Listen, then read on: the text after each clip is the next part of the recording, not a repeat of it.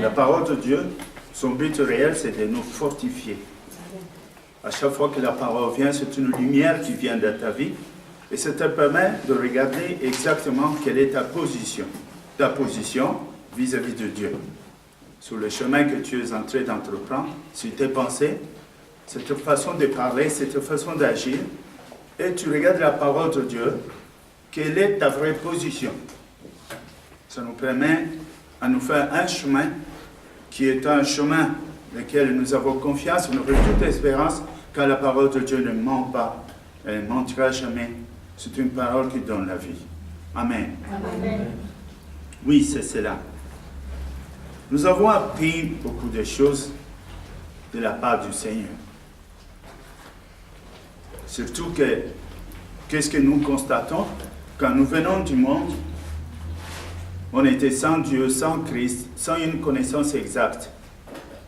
Mais quand nous nous approchons de Dieu, et que Dieu te révèle son mystère, et il te révèle sa pensée, il te révèle sa parole, et que tu t'approches de ce Christ-là, Jésus, tu le confesses, tu le déclares comme Seigneur, tu l'invites dans ta vie, à partir de ce moment-là, il est vrai que la vie change. Mais il y a une chose étrange aussi. Par le même moment que la vie change, nous remarquons que notre entourage, ceux qui étaient avec nous, ceux qui ont vécu avant avec nous, de meilleurs amis, peut-être depuis l'enfance, il arrivera que maintenant, on commence à sentir cette différence. Ce que tu vois, lui ne voit pas. Ce que tu vas faire, lui ne fait pas. Toi, tu as changé, mais lui continue. Il prend plaisir à des choses dont toi, tu as hostilité aujourd'hui. Tu ne peux pas faire ça. Et c'était ces choses-là que le Seigneur nous demande à savoir gérer cette vie nouvelle. Parce que dans le livre de Romains chapitre 12 et verset 10, il nous enseigne et il nous conseille de renouveler l'esprit de votre intelligence. On parle d'un renouvellement. Ça veut dire qu'il y a quelque chose qui est intervenu dans ta vie. Il y a quelque chose qui vient de se passer dans ta vie. Tu ne peux plus continuer à vivre comme par le passé. Dans la vie actuelle, dans laquelle tu es conduit par Dieu, tu es conduit par l'Esprit, dont la parole de Dieu devient comme une lumière dans ton chemin pour te montrer ce qui est bon et ce qui n'est pas bon, il faut que tu te réadaptes à ta vie nouvelle. Autrefois, tu étais comme femme libre, sans mari, et tu prenais n'importe qui. Mais voilà maintenant, tu n'es plus libre, car l'Esprit de Dieu est avec toi. Dans la Bible, depuis le commencement, Dieu va dire, l'Éternel, ton Dieu, est ton époux. Il n'y a pas un meilleur exemple à comparer Dieu, la relation entre Dieu et l'homme, que l'homme et la femme dans le mariage. Exactement comme la Bible dit, quand ils se mettent ensemble, ils deviennent un seul. Et la Bible nous dit, l'homme, par contre, quittera sa maison et viendra se rejoindre à la femme. C'est que nous ne voyons pas beaucoup ici dans le monde, parce que la plupart des mariages, nous voyons plutôt c'est la femme qui quitte la maison ou les deux vont aller ailleurs. Mais en Christ, ce n'est pas le cas. Jésus est Dieu. Il a son trône au ciel. Et voilà qu'il quitte le ciel pour venir chez nous, se joindre à nous qui sommes comme des épouses, et vient nous mettre ensemble avec lui. Désormais, il n'y aura rien dans moi qui se passera, soit dans la pensée, dans les paroles ou dans les actes, sans que lui soit complice et qu'il puisse donner aussi de son avis dans ce que je veux faire. Alléluia. Chose vraie. Mais la réalité est là. Nous sommes encore sur terre. Ton ami est encore là, mais il n'a pas vécu ce que tu as vécu. Peut-être que ce n'est pas encore ce jour. Et le jour viendra peut-être plus tard. Mais nous devons quand même faire attention pour que ceux à qui nous avons donné la vie, cette confession dont nous avons fait si bien publiquement, ne faille pas et que nous n'allions pas à vivre une vie qui démontre les contraires de ce qu'on avait déclaré. Pour lui, peut-être, ce serait possible facilement de venir vers le Christ. Mais pour nous qui avons connu Christ et qui ont expérimenté le Saint-Esprit et qui ont connu la parole de la grâce de Dieu, s'il nous arrive à reculer ou à tomber, il nous serait alors difficile de venir nous mettre là où on était. Pourquoi? Parce que la Bible dit, Christ ne sera pas crucifié par 2 fois. Il a été crucifié une fois et cela est fait. Donc, étant donné que nous avons accepté le Christ, étant donné que nous avons accepté le Seigneur, notre rôle est maintenant de nous attacher, Et par contre, nous devons être capables de gérer nos relations anciennes et nouveaux que nous avons. Voici la nouvelle famille. Mais la famille biologique, elle existe encore. Nous ne pouvons pas les condamner. On ne peut pas les haïr. Mais disons qu'ils sont encore à l'état où tu étais il n'y a pas longtemps de temps. Tu étais avec eux. Tu as prouvé des choses avec eux. Le mal était le bien et le bien était le mal. Notre rôle est de continuer donc à prier et même de témoigner si, par la grâce de Dieu, Dieu peut occasionner un jour pour qu'un jour, eux aussi, ils puissent passer de notre camp. Mais il arrive, hélas, pour beaucoup de personnes, de reculer encore et d'aller se mettre encore de leur côté. Pour lui, ce n'est pas grave. Mais pour toi, qui as déjà vu la gloire de Dieu, ce n'est pas pareil. Alléluia. Lui, il est ignorant. Et toi, tu ne peux pas dire la même chose. Un péché commis dans l'ignorance, on peut comprendre. Mais un péché commis alors qu'on a la connaissance est difficilement pardonnable. Parce que ça veut dire que c'est quelque chose de prémédité, c'est quelque chose qu'on fait avec toute conscience. Les chrétiens font donc attention. Nous allons lire, en commençant par le livre d'Exode, chapitre 23, et verset 2. Exode 23, à partir du verset 2. Je vais lire donc au nom de Jésus-Christ. Voici ce que dit Dieu depuis le commencement, depuis les temps anciens. Tu ne suivras point la multitude pour faire le mal, et tu ne déposeras point dans un procès en mettant du côté de grand nombre pour violer la justice. Je m'arrête que là. La parole de Dieu nous met en garde. Tu ne suivras pas la multitude. Il y a beaucoup de gens, ils viennent vers Dieu, mais ils veulent entrer en contact avec Dieu, mais regarde où va la multitude. Ah, certainement, le grand nombre, comme ils sont là-bas, c'est mieux que j'aille là-bas aussi. Déjà depuis longtemps, Dieu a dit, tu ne suivras pas la multitude. La multitude ne signifie pas avoir raison. La multitude ne signifie pas que c'est là où il y a la vérité. Bien au contraire. Quand nous regardons dans l'historique de Dieu, depuis l'histoire de Noé, c'était la multitude qui sont morts. Il y avait que 8 personnes qui étaient sauvées. Une minorité incroyable. Et quand on regarde l'histoire de Sodome, il y avait que Noé avec sa famille qui sont sortis de là. Et encore, moins sa femme. Et tous les autres sont restés là. Si c'était de porter le choix sur la multitude, et alors là, qu'est-ce que nous allions dire? Jésus nous a-t-il pas dit, beaucoup suivent le grand chemin. Parce qu'ils se disent, tout le monde va là-bas. Et là-bas, ils sont nombreux. Allons-y là-bas. Ce n'est pas le nombre qui va vous donner les raisons. Ce n'est pas à cause de la multitude que cela va te donner raison. Ce n'est pas parce que tu es seul peut-être dans la famille et que tu es seul à avoir confessé Christ et que tout le monde est contre toi. Ce n'est pas à cause de ça qu'ils vont avoir raison. Mais si Dieu s'est manifesté en toi, notre Dieu n'est pas une histoire. Dieu, quand il arrive, quand il te visite, et quand tu l'acceptes, il se passe réellement quelque chose dans ta vie. tu sauras et tu comprendras qu'il s'est passé quelque chose. Comme Jésus disait, je viendrai en vous, mais le monde ne me verra pas. Mais toi, tu sauras que je suis déjà là. Tu évoqueras mon nom et je vais t'exaucer. Tu demanderas à mon nom. Quoi que tu demandes, je le ferai. C'est une promesse qui ne trompe pas. Mais en même moment, tu as des difficultés à expliquer aux non-croyants. Il arrive très souvent qu'on manque de mots. Comment lui dire ça? Je peux te dire le matin, Dieu m'a parlé.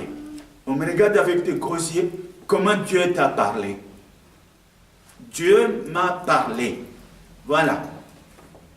Alléluia. Amen. Je ne suivrai pas la multitude. Parce que si je suis la multitude, je risque d'oublier ce qui m'a été dit. Dieu m'a donné une parole, Dieu m'a donné un conseil, Dieu m'a désigné un travail à faire, Dieu m'a demandé de faire quelque chose. Si moi je mets dans mes oreilles tout le bruit, toutes les contestations, tout ce qui parle des autres, même les scientifiques, même dans ta famille, même les anciens amis non-croyants, si tu mets ça, tu risques de compromettre et d'allonger et même de retarder ce que Dieu t'avait promis et si tu es dans ta bénédiction. Hein? Alléluia. Amen. Ça va se tarder. Parce que comment le diable agit? Le diable ne peut pas combattre Dieu. Ça c'est un fait, nous le savons. Mais qu'est-ce que le diable fait?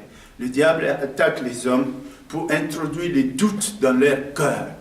Parce qu'il sait que les hommes sont sauvés par la foi en Dieu. Ça, il sait. Si l'homme a la foi en Dieu, en Jésus-Christ, il devient dangereux. Et comment détruire l'homme? C'est introduire les doutes dans ce que Dieu lui a dit. Dieu lui a dit, je t'appelle fils. Le diable va venir dire, est-ce que vraiment tu es son fils et ton père? Il va te dire ça. Il suffit que tu te dises, ah oui, et que les doutes viennent, la foi perd sa puissance. Or, Dieu ne peut pas travailler avec quelqu'un qui ne croit pas à ce qu'il est en train de dire. La foi, c'est faire confiance à ce que Dieu a dit. Dieu m'a dit, à partir de ce moment, tu vas faire ça, ça, ça, ça. Dieu peut te dire, cette année ici, je vais transformer ta vie, tu verras de grandes choses et je vais être avec toi. Moi-même, je dis Amen. Et je m'entends à l'accomplissement de ce que Dieu a dit. Mais si à ce moment, les autres viennent me dire, oui, mais tu crois vraiment? Est-ce que j'ai déjà entendu plus de 1001 fois ces choses sortant de la bouche, même de proches? Est-ce que Dieu a dit ces choses-là? Ces choses ne nous arrivent pas seulement à nous. Je vous réveille un peu la mémoire. Jésus, il dit aux apôtres, je suis venu et je dois être saisi par les païens et je dois mourir et après je ressusciterai pour votre salut. Pierre, qu'est-ce qu'il dit à Jésus? Advienne que pourra, tu ne mourras pas. Même si Dieu le veut, mais toi tu ne mourras pas. Nous sommes déjà assez bien comme ça. Mais quelle était la réponse de Jésus à Pierre? Arrière de moi, Satan. Tu ne connais pas de quel esprit tu parles maintenant. Tu ne sais pas de quel esprit. Pierre, c'était un apôtre, c'était un disciple. Mais la parole qu'il a prononcée à ce moment est différente de la parole qu'il avait prononcée avant, quand Jésus lui avait dit « Qui je suis ?» Et il a dit « Qui tu es ? Mais tu es le Fils de Dieu vivant. Tu es le Christ. » Et Jésus lui a dit, Pierre, ce n'est pas toi, mais c'est l'Esprit de mon Père qui a parlé dans toi. C'est sur cette déclaration que je vais bâtir mon Église. Et voilà que Pierre va déclarer autre chose contraire, qu'il ne vient pas de le Saint-Esprit. Non, advienne que pourra, tu ne mourras pas. Même si Dieu le veut, nous combattrons, tu ne mourras pas. Et Jésus lui a dit, cette fois-ci, arrière de moi, Satan. Tu ne sais pas de quel esprit cela arrive. Si je regarde bien, Pierre est un homme qui était avec Jésus-Christ, donc baptisé. qui a cru et qui avait toutes les promesses. Il a plus que vu physiquement que nous. Il était avec Dieu. Et voilà, il se retrouve à la fois en train de dire des choses qui étaient bien, selon le Saint-Esprit, et aussi de dire des choses contrairement, selon la vie des autres, et dit non, tu ne mourras pas. C'est que cela n'épargne personne. Je veux dire que ça peut m'arriver. Ça peut t'arriver. Et il arrive souvent quand on prie. C'est à ce moment-là que le diable arrive. Quand est-ce que Jésus a été tenté? C'est quand il s'est retiré au désert pour prier pendant 40 jours. C'est là où le diable est arrivé. Si vraiment tu es le Fils de Dieu. Si vraiment, si. Et la réponse de Christ était quoi? Il est écrit. Il est écrit. Attention, le diable connaît les Écritures. À la deuxième question, il a dit à Jésus, il est aussi écrit. Alléluia. Il est écrit, il est écrit, il est écrit. Et quand il a parlé comme ça, ce sont des choses qui peuvent nous arriver. Donc, je me rappelle de la parole de Christ, il a dit, ces choses vont vous arriver. Moi, je vous parle maintenant, afin que quand ces choses arriveront, que vous vous rappeliez que je vous les avais dites, et que c'est maintenant que tu vis ça. Mais, soyez triomphants, soyez vainqueurs. De la même manière que Dieu avait dit à Moïse au départ, depuis le commencement, à Caïn plutôt, il a dit à Caïn, écoute, Caïn, si tu fais le bien, tu pourras me regarder en face. Mais si tu fais le mal, la honte va t'atteindre et le péché va se coucher à ta porte. Ne te laisse pas dominer par le péché, mais que c'est toi qui dois dominer sur le péché. Le diable, quand il nous tente, il prépare son plan. Je peux vous dire, s'il introduit une doute et qu'il réussit à mettre du doute dans ton cœur, il prépare une deuxième attaque qui va suivre ce qu'il a mis en premier lieu. Il peut aller jusqu'à peut-être 7 fois, jusqu'à ce que tu tombes dans un péché. S'il introduit les doutes pour l'Église, sur la foi, il viendra encore pour introduire les doutes pour les jours de prière. Il va te dire, mais tu pries chaque jour. Dieu t'aime. Tu es sauvé. Tu n'as pas besoin d'autant de prière. Alors que Jésus avait dit, à chaque jour suffit sa peine. À chaque jour suffit sa peine. Et quand tu l'écoutes, à partir de ces moments-là, il y a une fissure. Le lendemain, il vient encore te proposer autre chose. Tu es resté longtemps à la maison. Va un peu te promener aussi dehors. Tu ne peux pas tout le temps rester à la maison. Sors. Le monde t'appartient. Vous savez que David était un homme que Dieu a déclaré devant tous. J'ai pris plaisir à un homme. Mon âme a pris plaisir à un homme. La seule fois que David est tombé, c'est le jour où David, le diable, lui a fait convaincre, ne va pas au combat.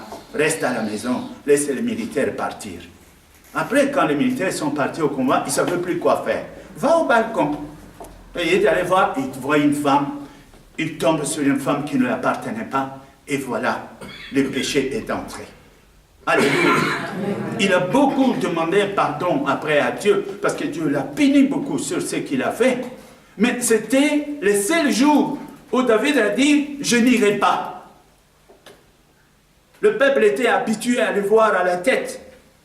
Et ça faisait bien. Mais là, il dit, bon, je me suis un peu trop. Peut-être ce matin-là seulement.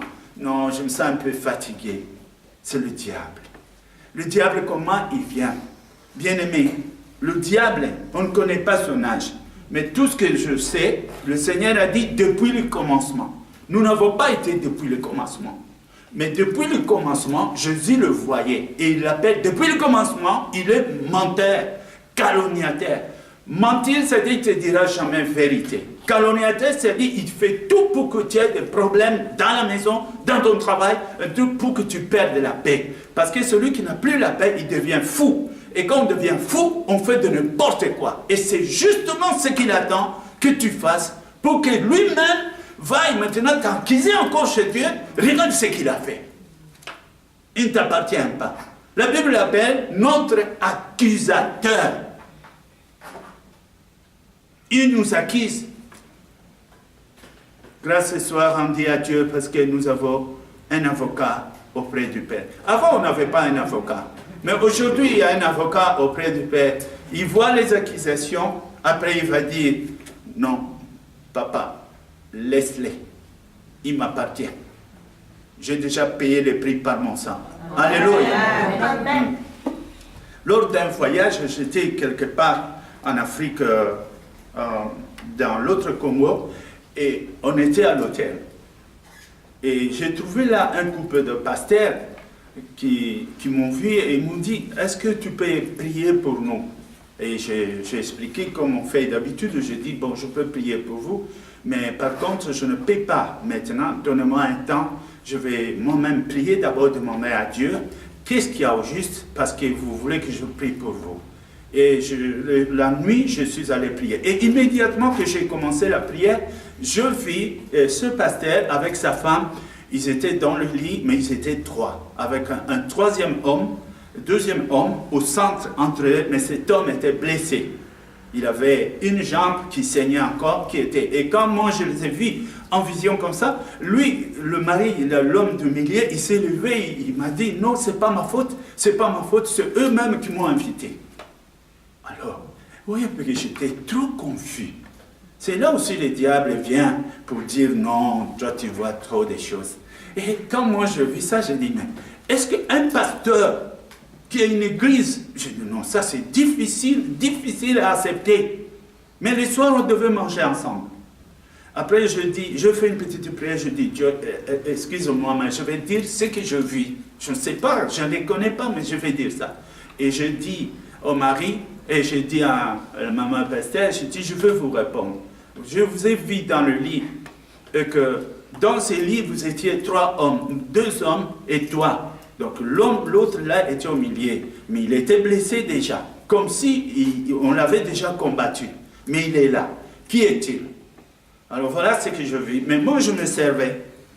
Et je vois tout à coup, la femme commence à pleurer. Elle a pleuré. Elle a poussé la nourriture. Pasteur, ce que tu dis est vrai. Je dis quoi? Il dit, voilà maintenant, j'ai mon billet parce que je veux partir en France. Je vais quitter mon mari. On est 6 ans ensemble, mais jamais on a des relations ensemble. Je dis, comment ça? Il dit, c'est impossible. Entre lui et moi, il y a quelqu'un. Et ce quelqu'un n'est rien d'autre que mon père. Quand moi je te gêne, mon père me violait. Jusqu'à sa mort, et depuis ce jour-là, il me disait toujours, tu es ma femme, tu es ma femme, tu es ma femme. Et depuis sa mort, moi je n'arrive plus à avoir un autre mari, même marié comme ça, chaque fois il vient. Je dis, ah bon. Et son mari a dit, voilà, c'est comme toi, comme il dit là. Je dis, bon, on mange alors. Alléluia. Amen. Je dis, on mange alors. Et quand on a fini, j'ai prié pour elle, et ce jour-là, c'était la délivrance. Ils avaient un grand hôtel. Mais depuis ce jour-là, il me dit, tout ton séjour, si tu ne payes pas, on croyait que tu étais n'importe quel homme. Maintenant, nous comprenons que tu es de Dieu. Alléluia. Amen. Oui. Et cela arrive.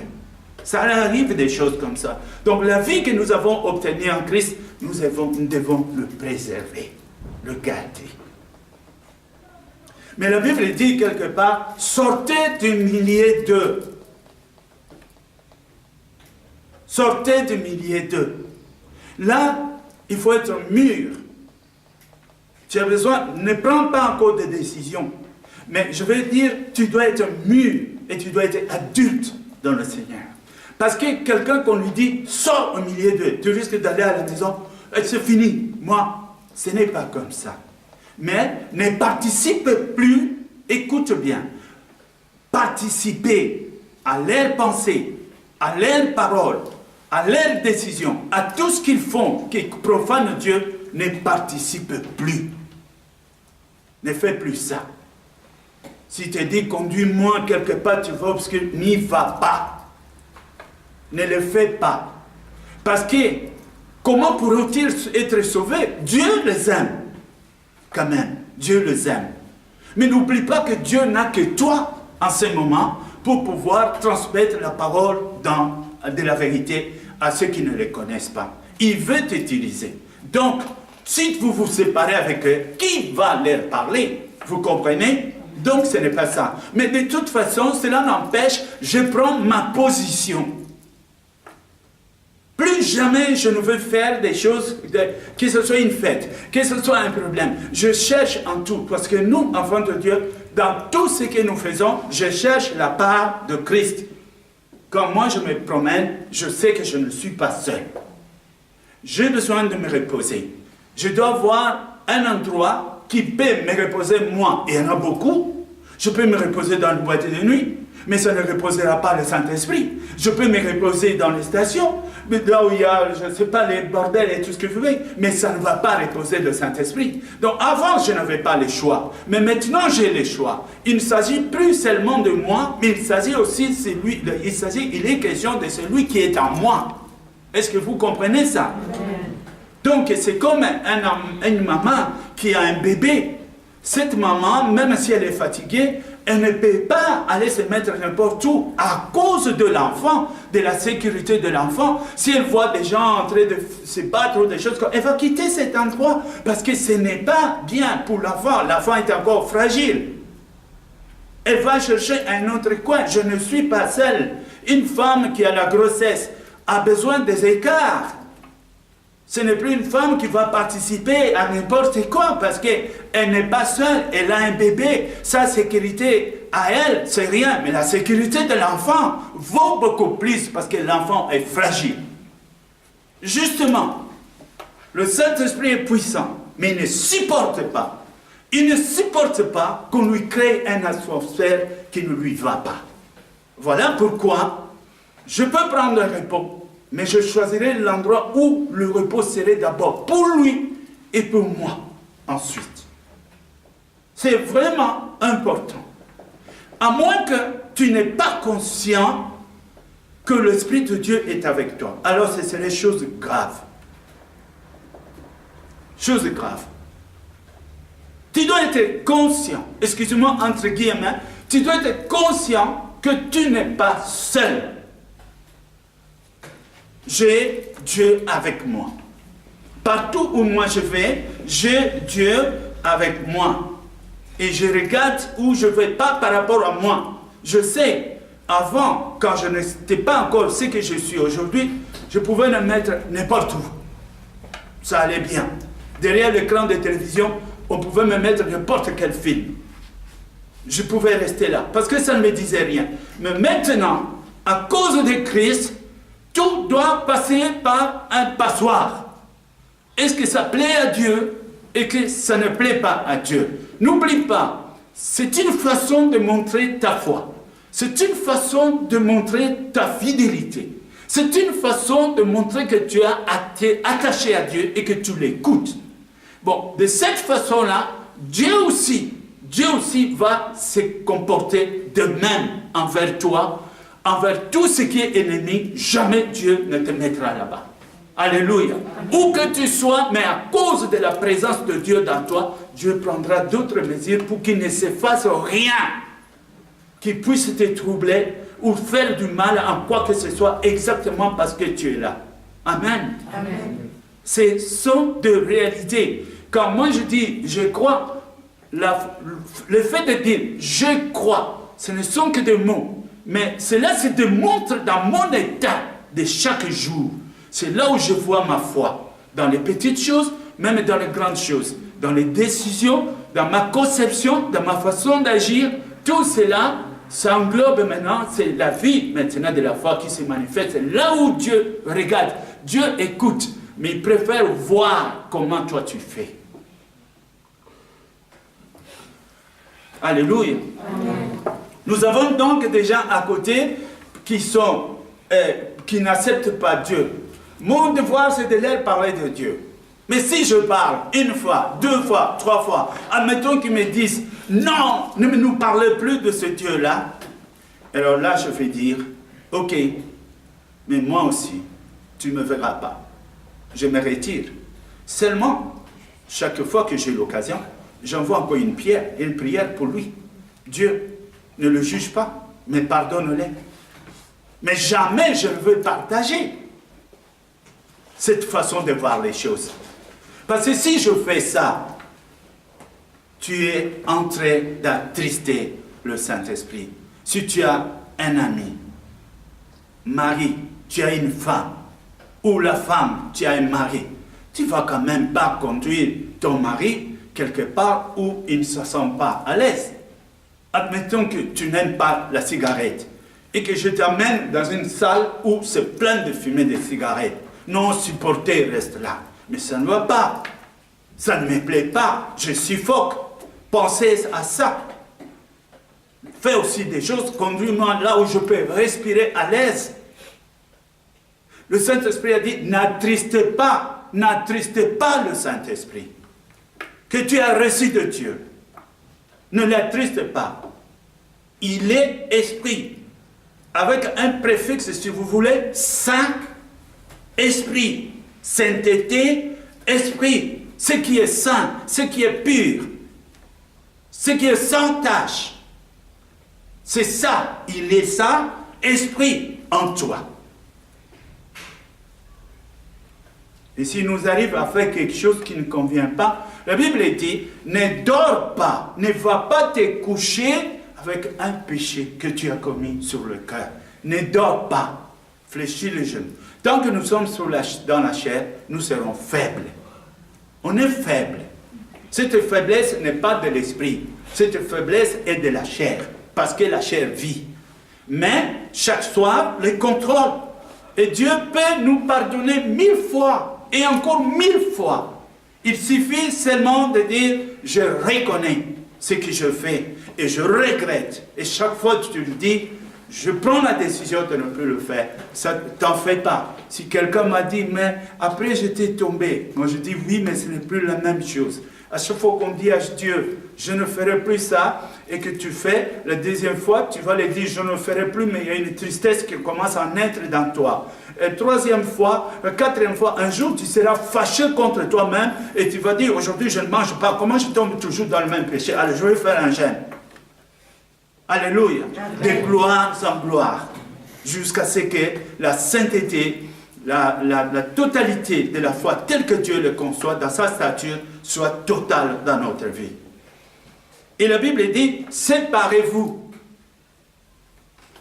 La Bible dit, renouvelez l'esprit de votre intelligence.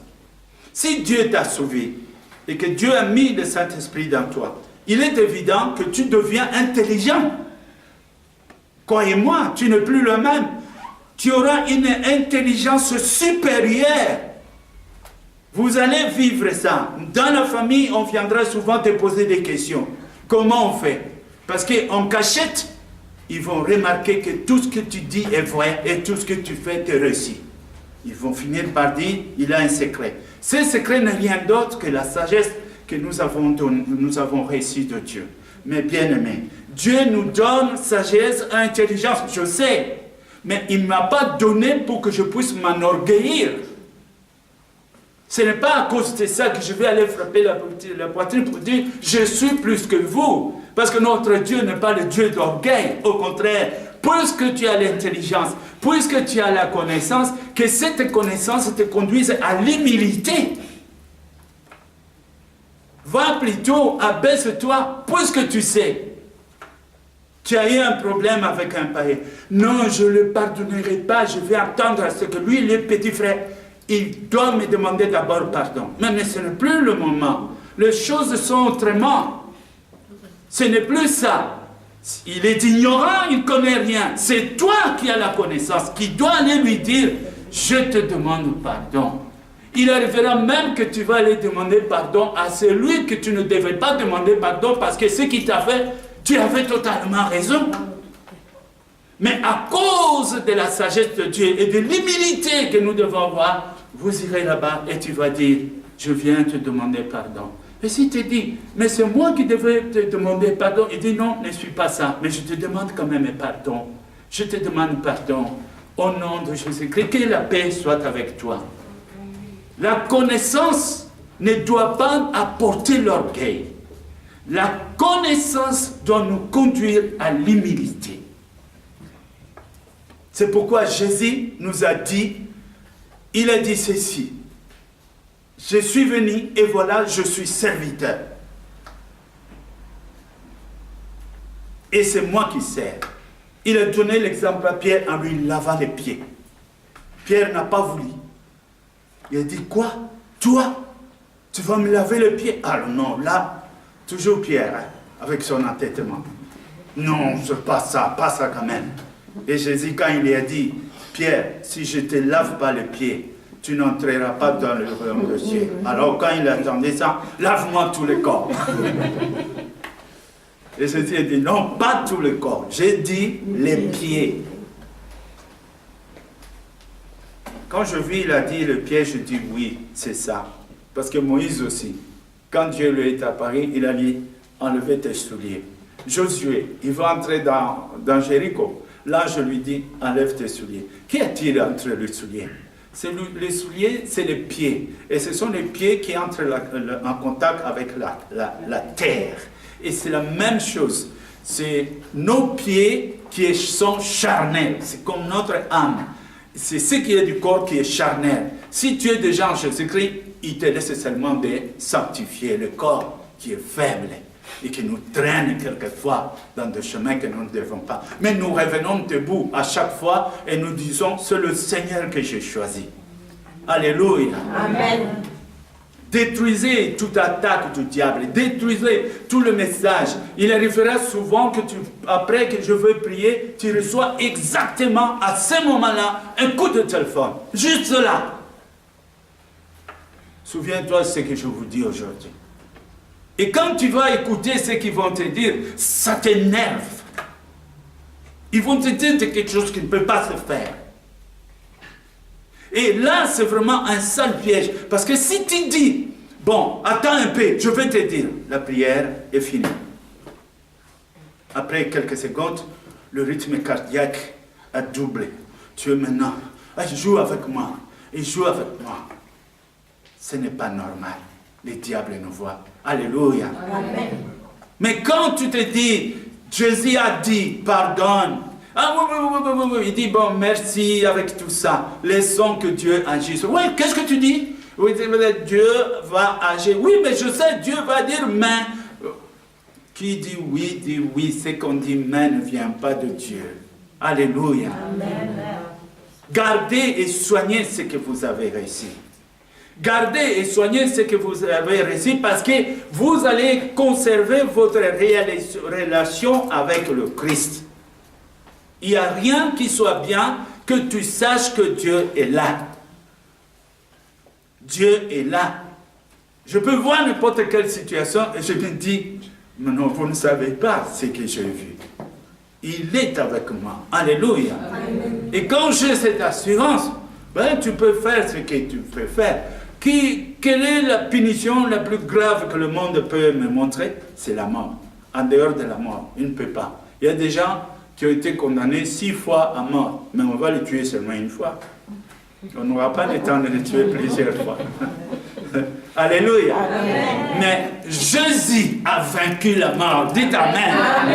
Mais Jésus, il a été condamné et il est revenu à la vie. Amen. Et il a dit, j'ai la clé de la vie. Amen. Mais alors, si la parole, la clé de la vie et de la mort est déjà c'est Jésus, si lui, l'alpha et l'oméga, le premier et le dernier, le commencement et la fin de toutes choses, si lui, il me dit déjà, j'ai la clé. Oh, et puis il dit, je te connais par ton nom, hélas. Et puis il me dit, avant même que tu sois né, moi, je te connaissais. Je t'ai vu et je me suis préparé déjà à faire de toi mon enfant. Amen. Alléluia. Amen. Mais quand il a déjà dit, et tu me dis, la mort c'est quoi? Pour moi, pour lui peut-être, la mort c'est la mort. Mais pour moi, la mort c'est la naissance. Amen. Pendant que les autres pleurent, toi, et tu passes de l'autre côté. Jésus, je t'ai aimé sans t'avoir vu. Montre-moi ta face. Ce jour-là, il a dit, viens me voir. Amen. Alléluia. Amen. Alors, la Bible dit, si Dieu est avec toi, qui sera contre toi? Bien-aimés, faisons attention. Le diable essaiera de nous combattre tant que tu vivras.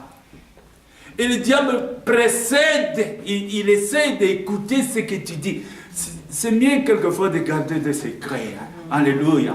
Parce que si Dieu te dit, je veux te faire ça, garde quand même ça un secret. Parce que si le diable écoute tes déclarations, il va vite faire le faux dollar et il va te l'amener. Et toi, tu risques de dire, voilà ce que Dieu a fait pour moi. Vous me dites, oh, pasteur, comment? Et la femme de Sarah, c'était comment?